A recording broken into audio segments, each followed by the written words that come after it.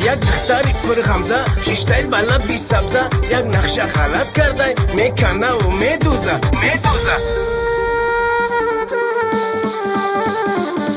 ناز نکنی ای یارم تو را من دوست میدارم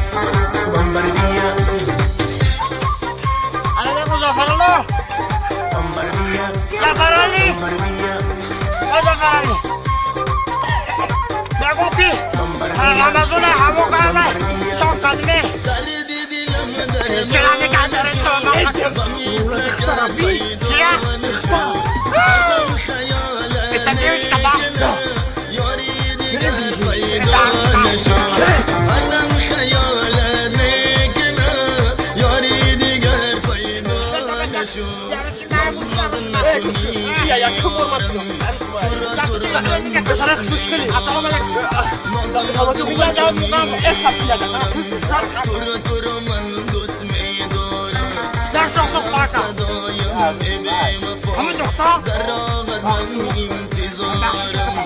بشنو صدایم ای بی وفا در راحت من گوش کن باره نخواد تایم ترسی بردار که بره بگیم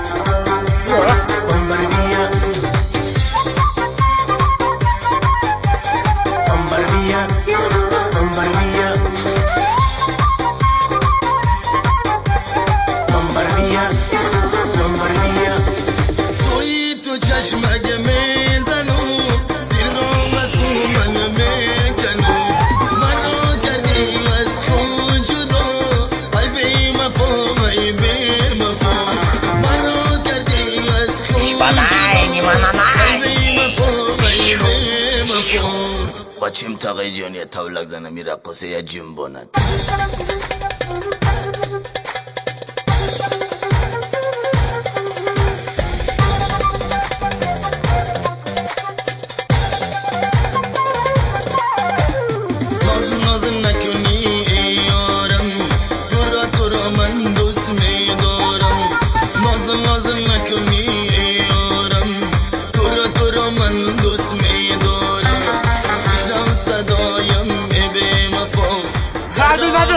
گوش کن بره یه بوغه میدونی تو با اون راه به این راه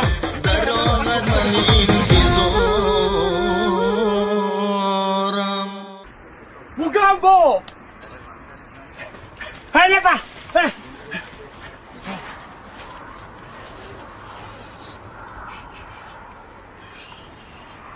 السلام علیکم دختر خشو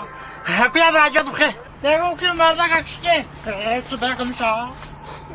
مردک اکشتی چیزی حلالی